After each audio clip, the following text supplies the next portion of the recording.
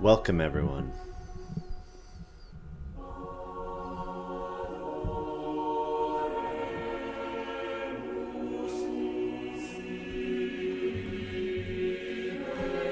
We have a lot to talk about tonight, and not much time.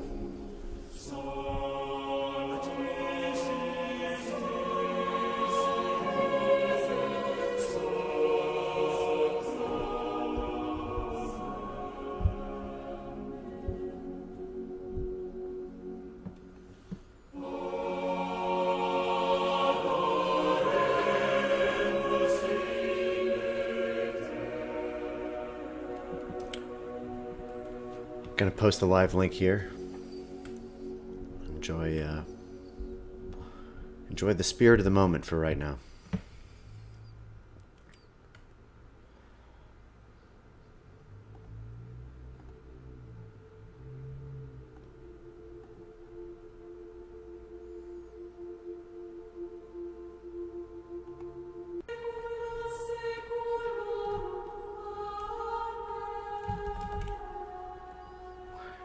Hello, chat.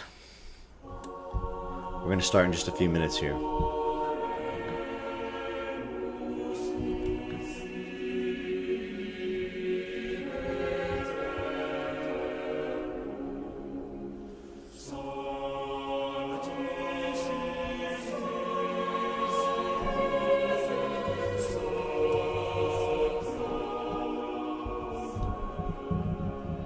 Tonight is a night that should wake everyone up. Everyone. Everyone. Everyone. Everyone.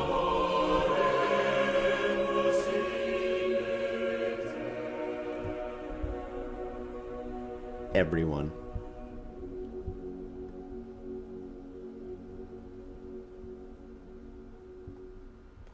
All right. I have about an hour to get through the material that I need to get through tonight, and this is a moment that I think everyone should remember. Alt-right.com has been taken down by GoDaddy, the domain name server that was hosting them, under pressure from the diversity industry, and I will go through what happened, and then I'm going to explain what's happening at a deeper level. But first, as is custom now with my live streams, I want to start with the white pill of the day. Today's white pill of the day is that ESPN has lost 500,000 subscribers in the month of April. Sometimes we celebrate our victories. Sometimes we celebrate those who seek to destroy us when they get their just deserves. And that is what has happened to ESPN, who has become a complete social justice meltdown. And they are now, reasonable people are now fleeing from them. And they've lost 500,000 subscribers in 1 month alone. This is the subsidiary of the Disney Corporation, one of the world's leading juggernauts of international media. They were the leading sports media company in the world, and they are now bleeding both money and subscribers. This is the price of fighting the American zeitgeist and choosing communism and racial communism over common sense and the goodwill of the people. So that is your white pill of the day. But now it's time for us to discuss something that is going to affect us it will have reverberations for many years to come, which is the following. If you go to altright.com, which is the website of Richard Spencer and his associates, they host a podcast. They're down now. They have been destroyed by GoDaddy. GoDaddy was their domain name server that hosted them, and they received pressure from diversity industry civil rights groups that I'm going to explain. But the important thing is that altright.com was a pretty tame, intellectually oriented website. They were not like Daily Stormer or Stormfront or certain other websites that were shut down in the wake of the Charlottesville rally in August 2017. It was shut down purely because it is an effective website that has a word in it. It has the word alt-right in it. And so tonight we're going to be talking about the deeper game here, which is that of the war on words and symbols. Many people don't understand that this is not a war of right and wrong, a culture war of right and wrong. It is a war going on at the very level of words and symbols themselves. Now, before I explain that, I want to explain what words and symbols are. Words and symbols are containers of energy. Energy is collected in words and symbols. This is why every country has a flag, every sports team, every high school has a mascot. A symbol is a vessel to contain the karmic energy of hundreds, thousands, or millions of people. With no words or symbols to contain the energy of these people together and to unite them, they will be forever broken, disorganized, and scattered to the winds. It is a common bond, and what has happened to people who have tried to whistleblow the corruption of the diversity industry, or have tried to care about their country as a nationalist people, one that cares about the world but puts their own nation first, is that their energy could not be fought directly. And so their enemies have fought them at the level of the words and symbols, the containers of the energy themselves. This is what happened tonight when the word alt-right was scrapped from the internet. They will come for all of our words and symbols. They already have, and they've been doing this for 100 years. I'm going to cover some recent events here in a moment. But first I want you to understand how it works, how the frame game works. This was a tweet from Kristen Clark, who copied Sean King, a lawyers committee, BuzzFeed News, and several others in the victory parade they had, claiming, "We shut down Richard Spencer's alt-right website. We will continue using every tool in our arsenal to confront white supremacists, the alt-right, and those who incite violence and hate in our country." By the way, never let that phrase go uncontested. This is a movement of love. I support the heart right. Love for people, love for country, love for the world. We are the party of love. They are the party with hate and absolute violence in their hearts. So they say, we applaud GoDaddy for heeding our call and pulling down the website, scrapping it from having any home on the internet. Now here's the pressure letter they sent. By the way, let me know if you guys can hear me in the chat before I go on. How is the audio? All right. So, under the guise of the Lawyers Committee for Civil Rights, which is a shakedown artist organization that seeks to use the 1964 civil rights laws to create class action civil rights lawsuits for hundreds of millions of dollars, PR campaigns, consumer boycotts, and other coercive, extortative means to get people to pay them money or to obey their political agenda. Their attorneys and their PR associates wrote a letter saying that altright.com is in clear violation of GoDaddy's terms of service by actively inciting violence, particularly against protected racial and ethnic minorities. So how did they arrive at this determination? Oh, by the way, they thanked GoDaddy for doing the same thing to the Daily Stormer in 2017. And again, for all the censors watching, I am a Jewish man with love in my heart. I am an attorney, and I am a whistleblower against corruption. And the point of this podcast, this speech tonight, is to help bring an end to corruption. So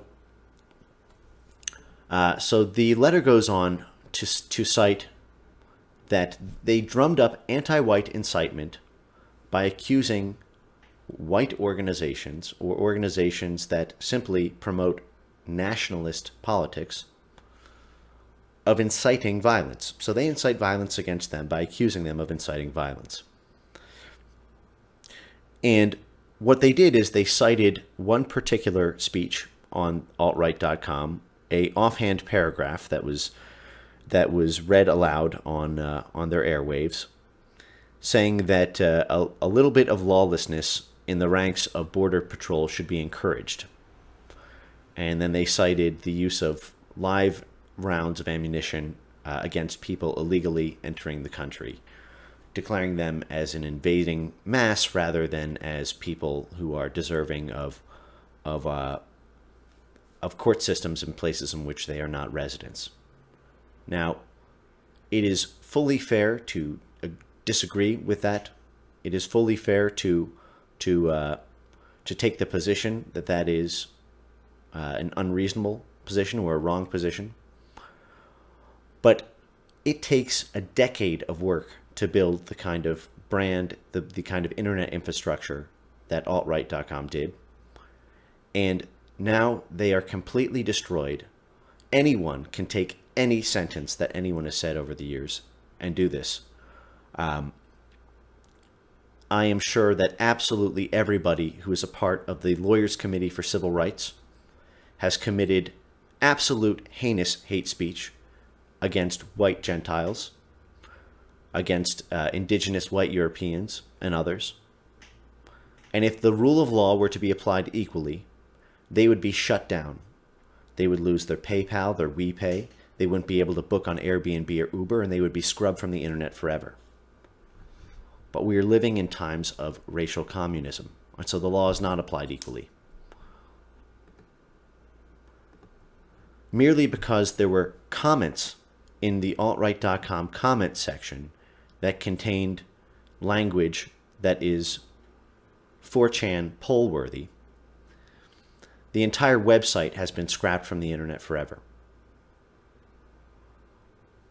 This is, of course, blatant, naked extortion of the most evil and filthy variety. And it's the kind of thing that any host of a website can never, ever defend themselves against. For whatever you guys say in the chat, this would mean I'm responsible for it. And not only that, I should be barred from the internet if one of you says something that is deemed hate speech by these evil, anti-American, and anti-white aggressors. And I say that speaking on behalf of all people. This is a disgusting and evil miscarriage of justice. And it is coming for everyone after this. Any word you try to rally around, they will attack it not at the level of the millions of people who support the movement, but they will attack it as the word itself so that you can't rally around the word. If you have a flag, they will attack the flag itself so that you can't rally around the flag. I'm going to take you on a little tour tonight of just where we stand. First, I'm going to direct your attention to the Anti-Defamation League's hate symbol database. This is freely available on their website at adl.org. This is the Jewish Anti-Defamation League of B'nai B'rith, founded in 1918. I can explain it at length. It is, as a Jew, I will tell you, it is one of many, quote, anti-hate groups that are part of the Diversity Coalition. Others include the Simon Wiesenthal Center, which you will not be surprised to find recently released a report card for hate speech of different platforms on the internet. I will show it to you now in case you haven't seen it yet. But essentially what it did is it ranked every platform on the internet according to a quantified scorecard, and then will now seek to deplatform those who don't comply from the internet. Let me pull this up for you. Just give me one moment here, but you can type it in yourself and you can look at the Simon Wiesenthal Simon Wiesenthal report card for various platforms. I may have it actually on my Twitter here, so let me pull it up for you guys so that you can see with your own eyes. Remember, we always do source material here at Frame Game Radio. You need to see this with your own eyes. You can't run away from it any longer. You need to know the truth. So this is the ADL's equivalent organization. It's another organization associated with the organized Jewish aspect of the diversity industry.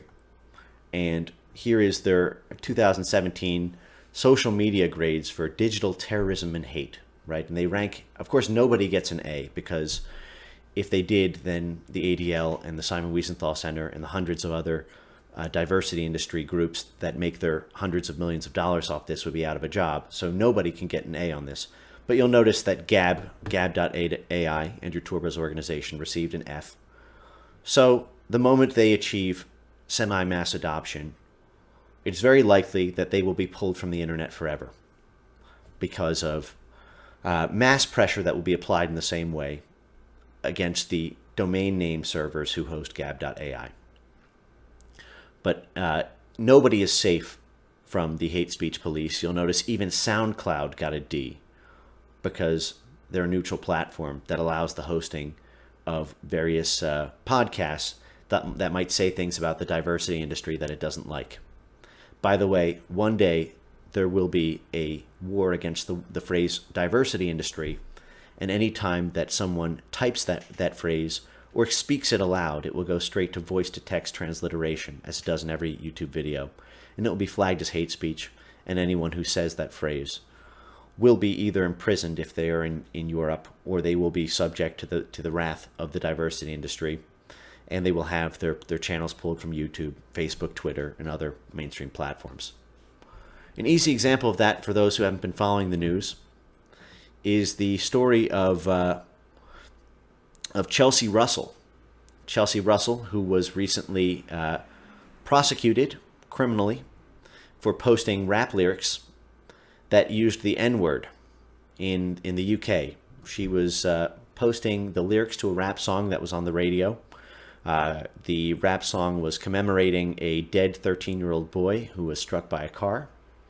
But because she was a white teen and the rap lyrics used the N-word, this 19-year-old girl had the police bust into her home, handcuff her, and charge her with a hate crime. Because it is a war on words and symbols, your use of words or symbols to rally around.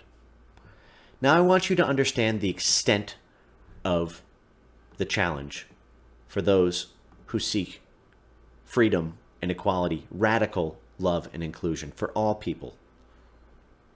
A definition which must include those of European descent. This is the hate speech database, the hate symbol and hate speech database of the Anti-Defamation League.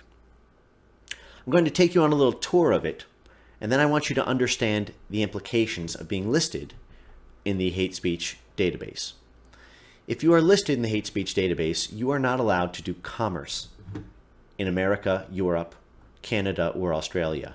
If you are listed here, you are not allowed to appear in the Apple iStore, in Google Play on Android. You are not allowed, you are often barred from Amazon.com, which I will show you shortly, some examples of that. You are not allowed to have a livelihood if you are listed on this list. And the tactic of the ADL, and not just the ADL, you have to remember they are the tip of the spear. This is many, many, many groups, of which they are all part of the same coalition, of which they are one. This is how expansive the list is. I want you to note just how many hate symbols there are before you even get to the letter A. Okay? Let's start at the top. 111, 100%, 12, 13, 14. These are all letters, these are all numbers that are deemed hate speech and hate symbols. 1423, 14/88, 18, 212 minus 2, 12, 211 crew, the number 23, the number 23 divided by 16, 28, 316. Remember, we're not even at the letter A yet. But if anyone seeks to say this word or rally around it as a symbol, you are barred from commerce. You are barred from a livelihood. You're barred from a living. And if you are anywhere outside the United States, in a developed country where they all have hate speech laws now, you will go to jail. The number 318, the number 33 divided by 6, the number 38, the number 43, the phrase 5 words, 511. Remember, we're not even at A yet. The number 737, the number 83, 88, 9%, and then we finally get to the letter A. Understand that this is a war on words and symbols. Anytime something is effective at breaking or exposing the corruption of the diversity industry, instead of attacking it on reason, on logos, on logic, or instead of trying to combat the energy behind it as a social movement, they simply destroy the movement itself by barring anyone from using the language of the movement or uniting behind a common symbol. So we all, I think most people who are watching this, remember when Pepe was added to this. When the cartoon Pepe, the long-standing, multi-used cartoon Pepe was added to the ADL hate speech database. And because of that, no one could build on Pepe. That is, anything that used the Pepe symbol was banned from the Google Play Store, from the Apple iStore, from the Apple iTunes Store, and no one was allowed to make money off of it. You couldn't build on it. You could no longer. It shut down the ability to scale the community because it scaled anyone from using that word or symbol to be a professional activist or build the culture to the point where people can make a living or earn side revenue off of it. This is the tool. It is commercial bankruptcy. Now look at how you have to remember, you should never, ever, ever for a second attribute even the slightest shred of honesty or integrity to these evil institutions who seek to break apart anything that opposes them using these coercive evil tactics rather than logic and reason. Look at how they put Pepe in their hate symbol database. You know what Pepe looks like. Pepe, the frog, looks like this. You all know that. He's a sweet-looking, innocent-looking frog that some people, out of complete desperation from being censored any other way, from saying anything remotely positively Trump-oriented, disguised their Trump promotion language in Pepe. But you don't see the cartoon frog Pepe listed this way in the ADL hate speech database. No, you see it listed like this. I don't think that 99.9% of people have ever seen Pepe the Frog with this particular iteration, although I think everyone knows that there is a tiny subfraction that has used it in that way. But either way, you can no longer use Pepe as a symbol like this because the ADL has lied to the international community by saying Pepe looks like this. But this is not a game of truth or lies. It's not a game of right or wrong. It is a simple case of good and evil. These are people who would have no problem with genocide if it is of their political enemies. And you are in their crosshairs. And this is how the game works. They tie your tongue and they seek to prevent symbols so that you have no energy to rally a common people around. And of course, I won't even read this vile filth to you, but I wanted to show you very few people understand the extent of what is labeled a hate symbol. You can check this out on your own. Every letter in the alphabet is represented. Anything that is ever remotely, for example, the South African flag from pre-1994 is deemed a hate symbol, which means that if you have that flag flying in the back of a YouTube video, you will be banned for hate speech, and you will be arrested if you are in the jurisdiction of anyone who has adopted the ADL rules and regulations, many of which is codified into law. The war on words and symbols, not on truth, not on energy, not on popularity, not on the will of the people, but on the words and symbols they use. So we're going to continue now talking about a few other points. One is that of censorship by another name, and that is the name of critique, censorship via critique. This is the censorship via annotation. So another way that you can achieve censorship is by permitting a word or symbol to be spoken, but only in the context of actively denigrating or destroying it. This is the phenomenon of permissive wrongthink when it's under criticism. And I'll give a few examples of this. One of them was, I mentioned in an earlier stream, was the following. I'll pull it up for you, actually. Well, actually, I want to take you on a little tour of this, actually, on the history first. I don't have much time tonight, and I'd like to make this quick. But first, while I collect the materials, I'm going to put a little bit of music back on, and so others can join the stream.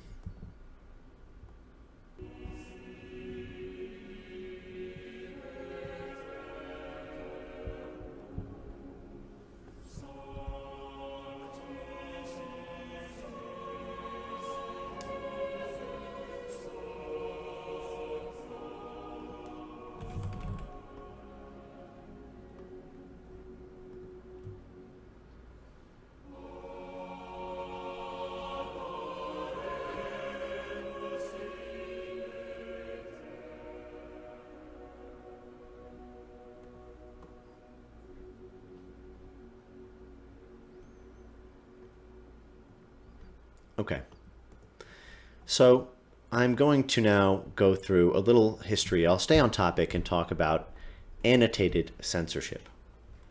So I've talked on a prior stream about how the sale of the book MEIN space KAMPF. I only have to say that, spell it out, unfortunately, because even if you disavow it, the voice-to-text censorship algorithms could potentially ban this video simply for saying those two words next to each other. And what happened was, when the copyright ran out, it was banned from being published in Germany for about 70 years, and then the copyright ran out on it. And so under German law, it was deemed to be, there was no way to censor it anymore unless an explicit law was passed to ban that book and only that book from publishing. So what they did is they said, well, there's hate speech in here, so it can't be published as is. So what they did is, they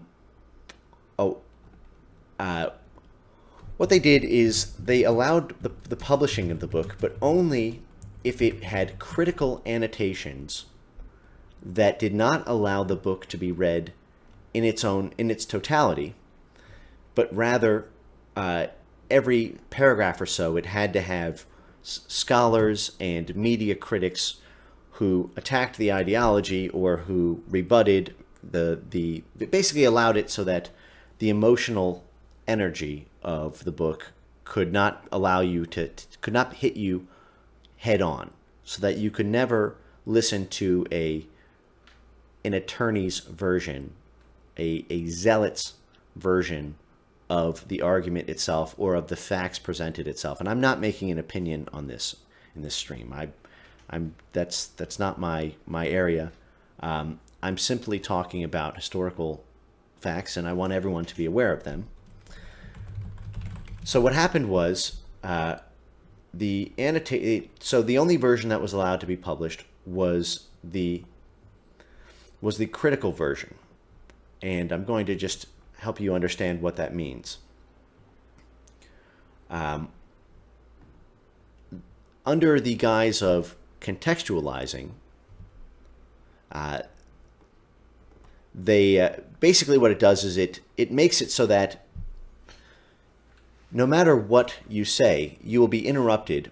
Imagine that someone tried to tell you you weren't being censored because you were allowed to speak, but your microphone was shut off at the end of every sentence. And then hundreds of people who disagreed with you had an hour to shout down and accuse you of names and basically portray you as the worst human being of all time after every sentence that you said. But they were allowed unlimited time, and you were only allowed one sentence at a time. And because of that, you were allowed on the platform. Now, of course, this is obviously naked censorship. You are not allowed to publish a scientific presentation, a fact, or an idea in its totality. Instead, you are only allowed to be published with criticism explicitly interspersed, rather than waiting till the end, because if it waited until the end, someone somewhere might be persuaded by the facts that you presented. So this was also done recently when the famous speech by the British politician Enoch Powell was similarly the 50th anniversary of that speech. BBC ran a broadcast of it, and there was a tremendous amount of attack that the BBC came under for simply playing a broadcast of Enoch Powell's speech.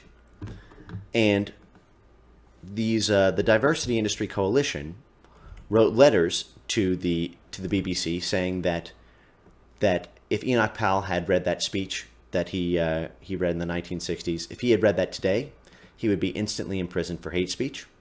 And so if the BBC plays this speech out loud, the BBC is guilty of the crime of hate speech.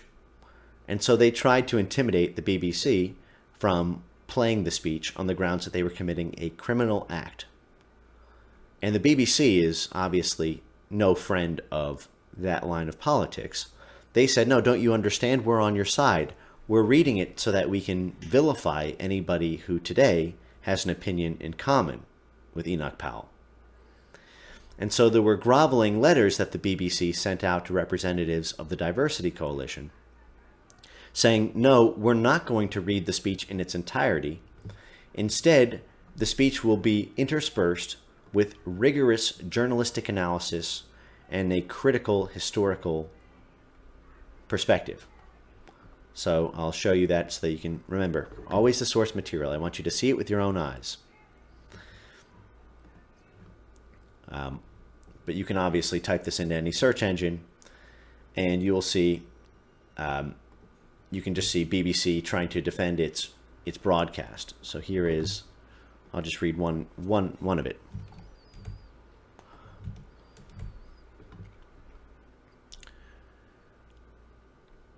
So here what they did is, I'm just going to type in critical so I can find it.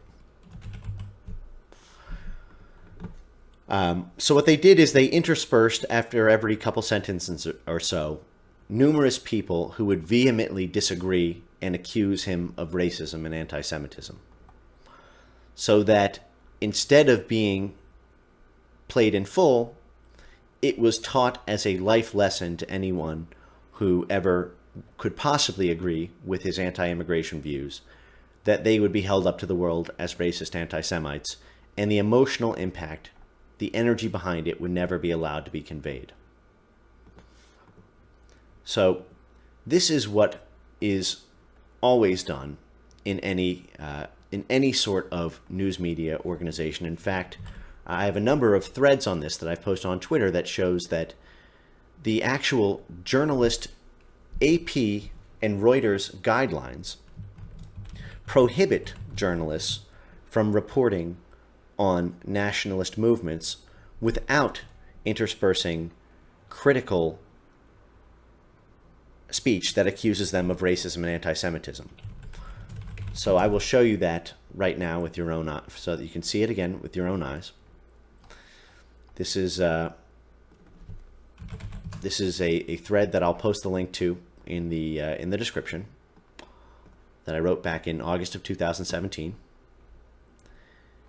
And here it shows how the AP guidelines forbid the using the phrase alt-right without using the phrase so-called. So let me pull that up. I think it's actually in a slightly different thread. By the way, I will respond to comments in the chat, so keep them coming. So here you go. This is what you see right here is the AP definitive guidelines that the AP is the Associated Press. That is what every mainstream news organization in the United States and most internationally abroad in first world developed countries rely on for their aggregated news service distribution. I want to make sure this is showing in the by the way, give me a thumbs up here. Let me know if you guys are learning from this content. So here you go. Here is how the AP says that you need to write about the alt-right. It says that this is the official guidance. When you write about the alt-right, you cannot use the phrase alt-right without putting scare quotes around it and using the phrase so-called before it. And then you have to use the phrases white nationalism and white supremacism associated with them. Okay? So whenever a news media organization writes about the alt-right or the alternative right, whenever they use those words, every journalist in this country who is associated with the New York Times, the Washington Post, MSNBC, CNN, etc., has to use the following paragraph to describe the alt-right. It says sorry, one sec. Okay, here you go. Here's the usage. You are not allowed, okay, you have to, whenever you say alt-right, you need to use quotation marks, hyphen, and lowercase, and then modify it with the phrase self-described or so-called alt-right. That way, those on the alt-right can never define themselves. They have to be defined by the media in this way. And then you always have to use, you can't use the term without contextualizing it as a racist, neo-Nazi, or white supremacist movement. Really read this, okay? Here's the mandatory usage. Just so you understand that this is not a media conspiracy. This is not like, this is literally, if you are a news journalist or an editor and you are trying to get something published, your editor will be forced by the guidelines, the journalist guidelines, to edit your news article so that if it uses the word alt-right, it has to put quotes around it, say so-called, and then a paragraph associating it with racism, neo-Nazism, or white supremacism. So all you need to do is just type in the word alt-right on Google, and you will see that every single paragraph in which it's listed has that following contextualization, right? So here's the boilerplate you need to put around it. Again, they say the word again, just to stress it for every journalist in the journalism industry. Whenever alt-right is used in a story, be sure to include a definition, an offshoot of conservatism mixing racism, white nationalism, and populism, or more simply a white nationalist movement. Here's an example from the AP News Report. The alt-right is an ideology that's a mix of racism, white nationalism, and old-fashioned populism. And then it associates it with Trump. You can look this up with yourself, just by yourself. And then so you are unable to use the word alt-right if you are in a mainstream industry now without, and this has been going on for a year at this point, without using that phrase. So I just archived some examples here. This is from Business Insider. Whenever you see the word alt-right, you will see so-called and alt-right behind it. And then again right here.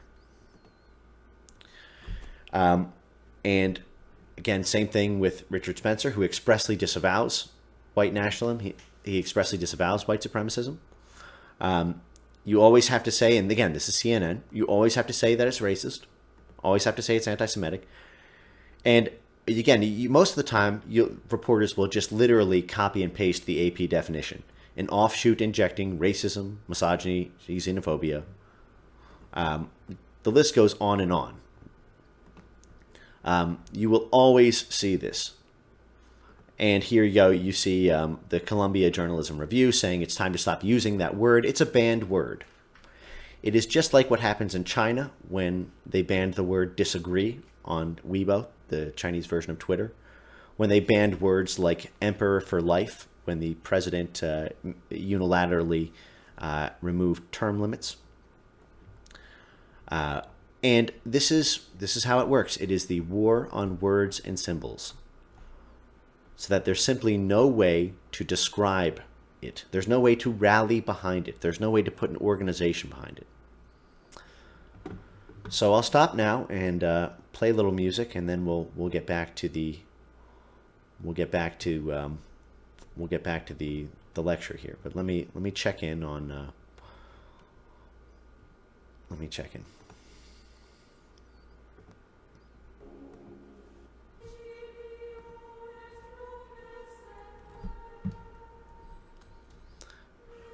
By the way, my account has been under review for monetization for about 3 months. So obviously this account will never be monetized on YouTube. So if you want to support the stream or ask any specific question for me to read aloud, I have the Streamlabs link available that you can post to.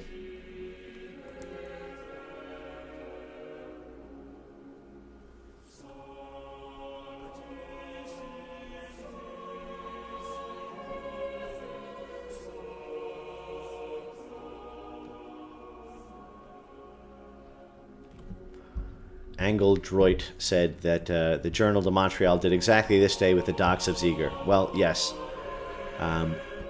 You'll see it everywhere. Once you've seen it once here, you will see it everywhere.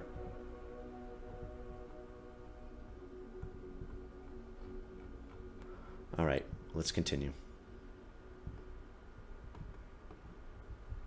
The war on words and symbols. Okay, so sorry if there's anything else in the chat here.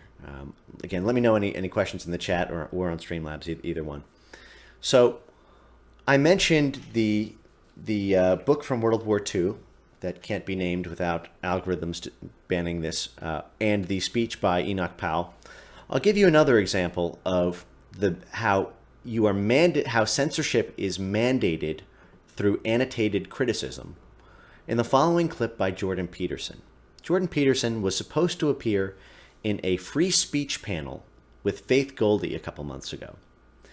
Jordan Peterson, that venerated centrist, classical liberal, but generally speaking, very reasonable person, the kind of person I think would all hope would be our college professor rather than the evil indoctrination camp that is upper education today. And I say that as somebody who attended an Ivy League school and top 20 law school and many other. I don't want to say too much background about myself, but I know this very much firsthand, and I pray for the generation below us who's going through these indoctrination camps and going into hundreds of thousands of dollars in debt to do so.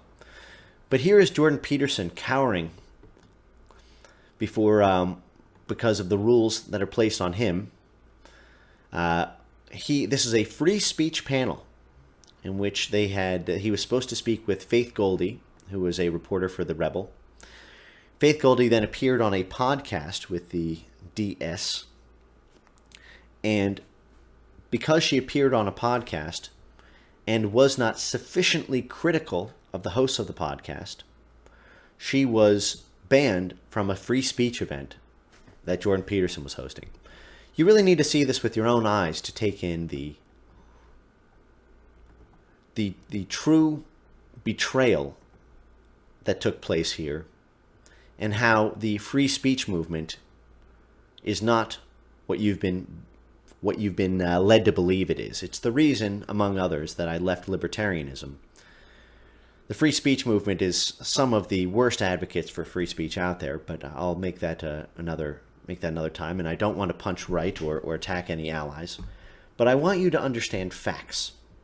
This was a question from the audience when Jordan Peterson was asked why he disinvited a free speech activist from the free speech panel. Watch this with your own eyes.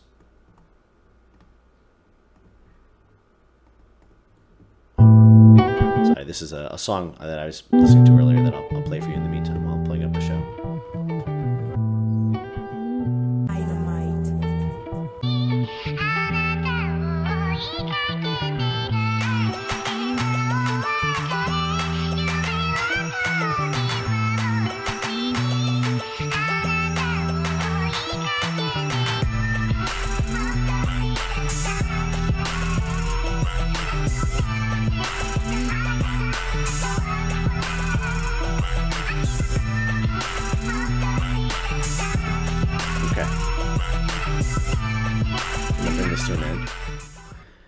Now, Jordan Peterson is forbidden from talking about certain subjects, in particular, certain questions related to, for example, when asked about Jewish considerations with respect to identity politics that indigenous whites are subjected to. Jordan Peterson was asked to speak on it, and here was his response. This is something you can't say anything about with exasperated sigh followed by this is something you can't say anything about without immediately being killed. Understand that Jordan Peterson, who many have been led to believe is a free speech activist, and he is in his own right, and I'm not counter-signaling Jordan Peterson here. What I'm trying to explain is that we need more than that. Jordan Peterson knows that you can have free speech when you're talking about white privilege, but if you were to talk about something equivalent with certain protected groups, then you will be immediately killed. Jordan Peterson would lose his $60,000 per year Patreon, among other. He'd be kicked off of YouTube. He would be tarred in the press, and he would not be allowed to exist. He would be immediately killed, as he himself says. This is something you can't say anything about without immediately being killed. But one of the things that's really stunning about the state of the free speech movement, how our conservatives have not conserved free speech for us, is that not only can Jordan Peterson not talk about it, but Jordan Peterson can't appear on a panel with other free speech activists who may expressly disavow opinions of of corruption in identity politics by other identity groups. If those people remain silent on a podcast rather than using annotated criticism censorship. So you watch this clip. If you haven't seen it with your own eyes, it is a must-see clip. Here you go. So Serena, I'm going to full screen this. So Serena, in your introduction, you mentioned that you were of the Milton Mills school of thought and that you believe that reprehensible ideas should be brought to light. Yep. I understand that Faith Goldie was removed from the original August panel because of her podcast with the controversial Daily Stormer after Charlottesville. This seems like a performative contradiction to remove Faith because of one interview while claiming to believe in freedom of speech. This strategy also appears to parallel the SJWs who wish to deny platforms for controversial conservative speakers. I want to understand why Faith Goldie was removed from the event simply for associating with identitarians, and what do each of the panelists believe or agree with that decision? That's an excellent question. I watched this mewling response. They can't look you in the eye when they respond here. These, your free speech defenders, these conservatives who could not conserve your free speech. It takes more than that. And that's why we're here, to actually fight for freedom.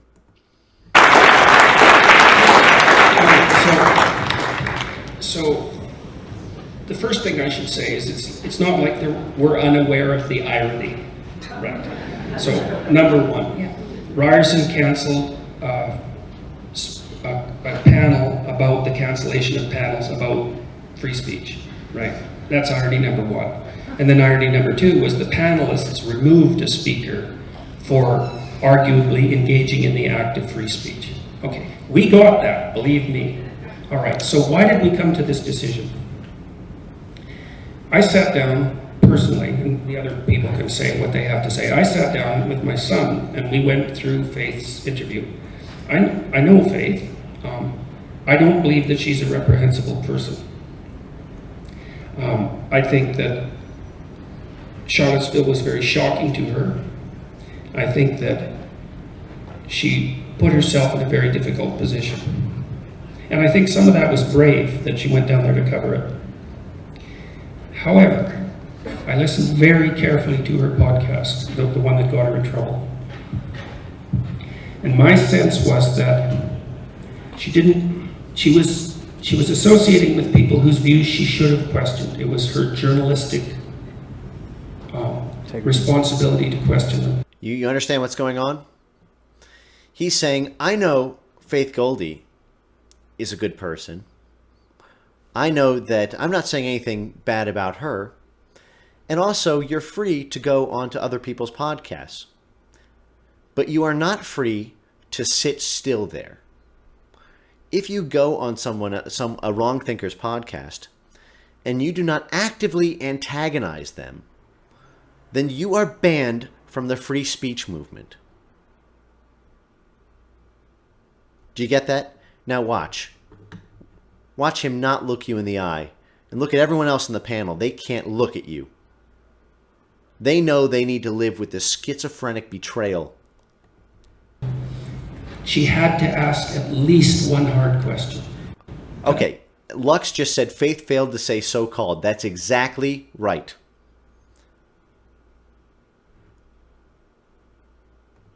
At least one. 3 would have been better. You understand that? You are barred from the free speech movement if you appear on a Wrong Thinkers podcast and don't ask at least one, but ideally at least 3 critical antagonizing questions that makes them look like Nazis or racists or anti-Semites. I understand that she had to toe a careful line. She was on the podcast. They had invited her on. It's much more difficult than you might think when you're facing people, even if you don't believe them, to be rude enough to challenge them, right? That's not so easy, especially if you're an agreeable person, and she is a rather agreeable person. But I believe that she failed in her journalistic responsibility. And as a consequence of that, she became too hot a property for us, and not just for us. And you understand? She's now banned from not just Jordan Peterson, but Gad Saad and all the other libertarian. She's banned from the libertarian world because she appeared on a podcast and was quiet and did not actively antagonize people. She did not adhere to the Associated Press lying press dogma. well, that was the reason for the decision. So that was my reasoning. So I'll just add that we all spoke at length about this, the entire panel. This was not an overnight decision at all. And that was a question that we really struggled with in terms of what you just said in the Milton Mill School thinking. But there was a deeper question about the role of a journalist, because Faith is a journalist. And so we did hear the interview, so there was no journalism really taking place. Look at these excuses. Look at these excuses. Look at how... Let me tell you, before we go through the rest of this, I want to tell you what they should have said. Because I think it may have been tactically the best thing for them not to appear with Faith Goldie. But what you need to tell the audience then, if you want to maintain your integrity, is this. You say, listen, there's a bigger war going on. We are under attack from Antifa. We're under attack from the university administration. We're under attack from a million different directions.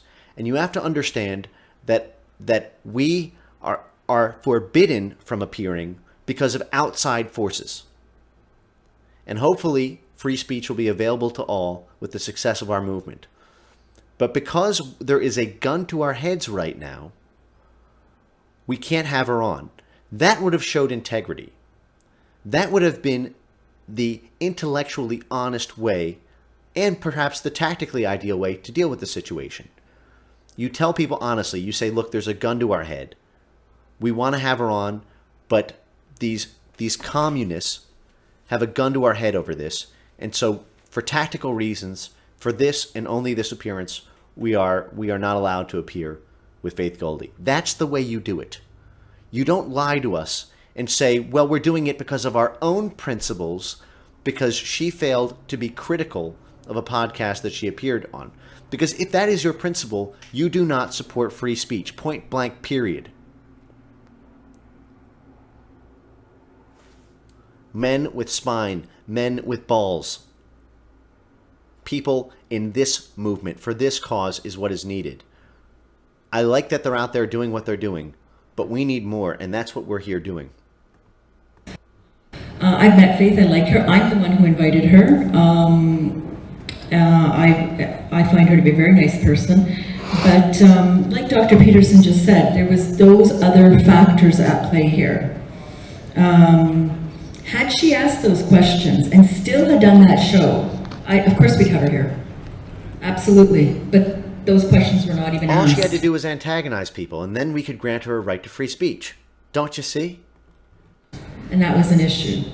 I don't know if Dr. Saad... I was just going to say exactly the same thing, that we were all very aware of this issue, and if you could see the number of email exchanges we went back. So it's not as though we didn't struggle with the matter and didn't recognize, the seriousness of the issue.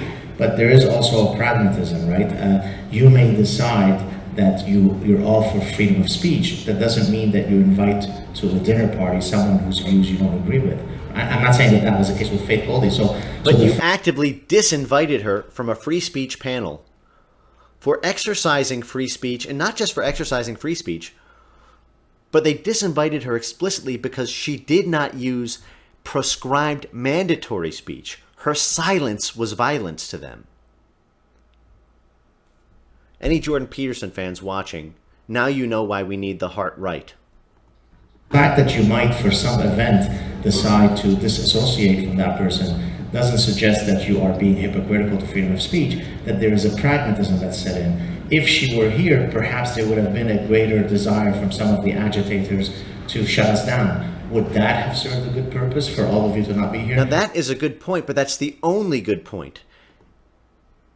That makes sense from a tactical perspective, but then you need to explain that to people. You need to say, listen, we're under the gun. Antifa will shut us down if Faith Goldy had come. We needed to throw a bone to them. But on principle, we support her free speech. But they are requiring Faith Goldy to adhere to communist Pravda journalistic standards where you are not allowed to use your own framing. This is the frame game. Your frame is forbidden. You are not allowed to use your own words and symbols. You have to use theirs, or else you are commercially bankrupted. That's what's going on. So at the end, what we ended up doing is went for pragmatism, notwithstanding the fact that we appreciate your point.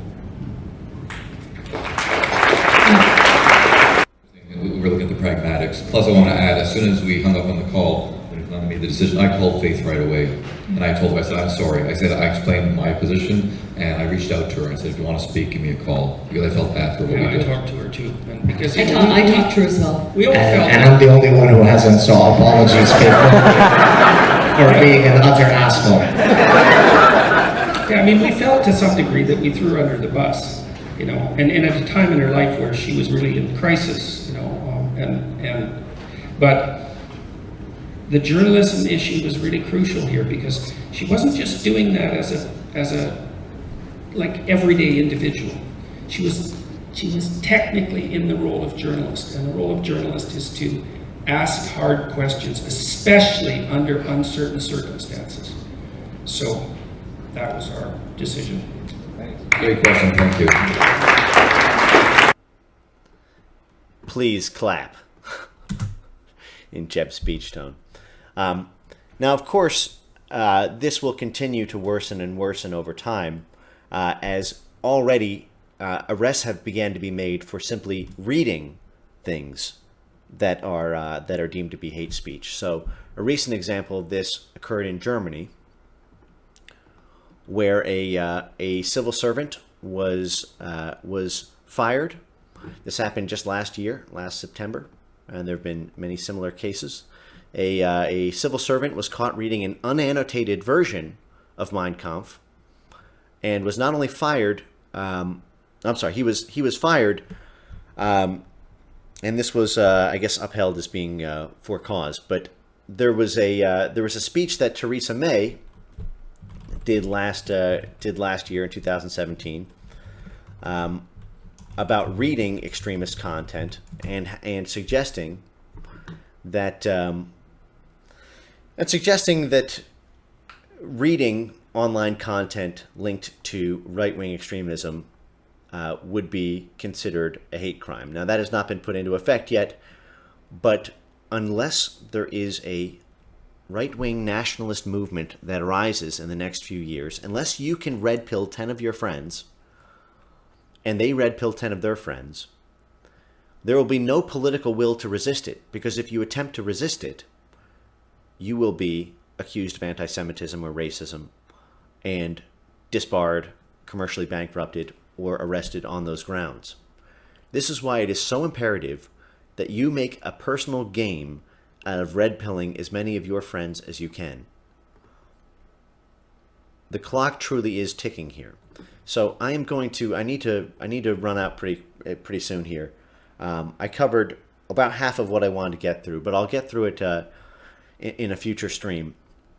And remember, all of this is going to be exacerbated by artificial intelligence hate speech algorithms.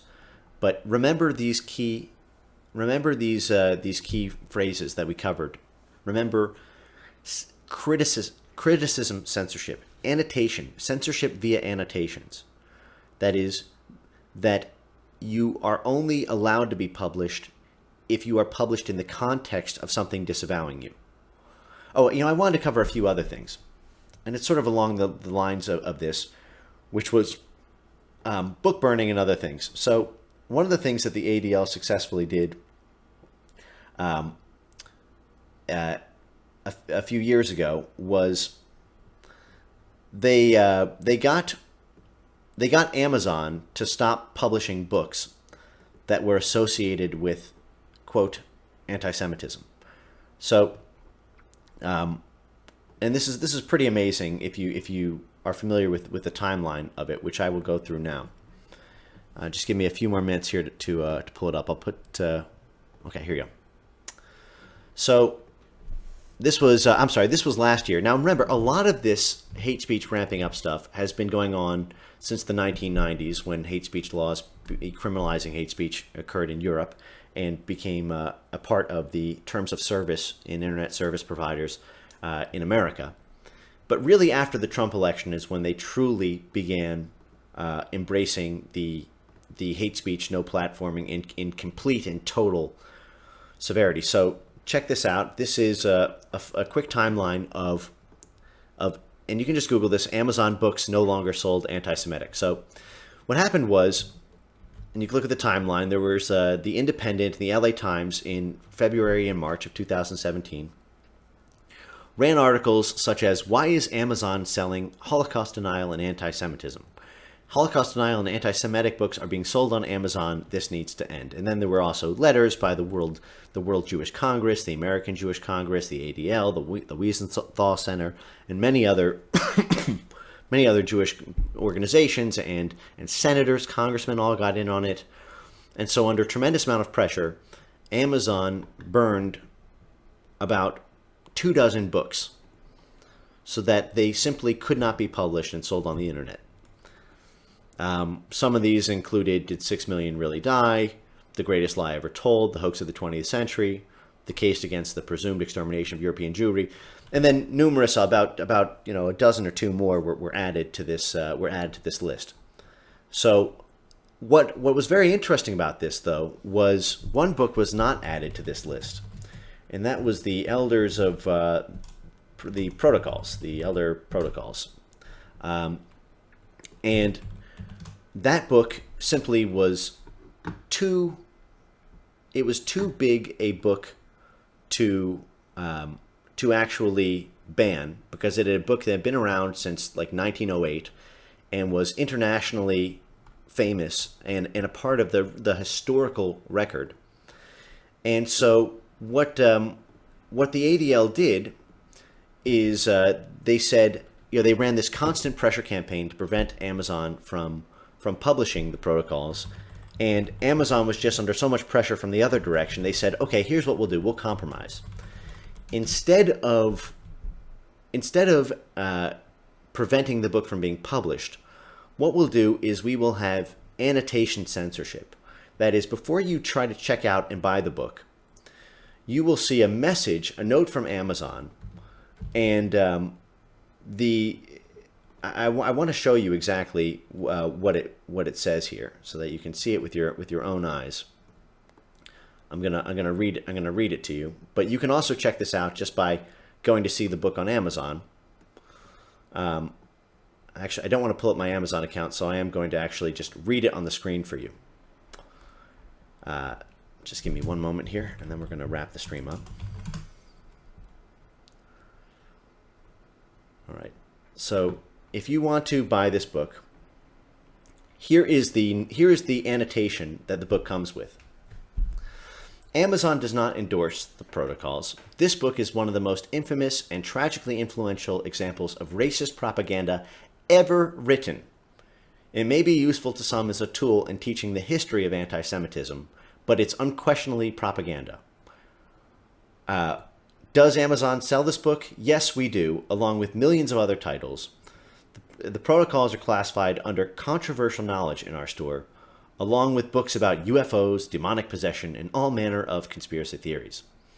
It has fraudulent origins and is a tragic historical role in promoting anti-Semitism and Jewish persecution. Amazon strongly believes that providing access to written speech, no matter how hateful or ugly, is one of the most important things we do. And because we think the best remedy for offensive speech is more speech, we make available to readers the ability to make their own voices heard and express their views about this in all titles. And then it has a bunch of other notes, including from the ADL. Let me try to find a way to pull this up on screen without... here you go. I think this will do it. Okay? Now, take a good look at this, and then note that at the same time, just last year, Amazon did not do this. They did not think the best remedy for offensive speech was more speech. Because what did they do?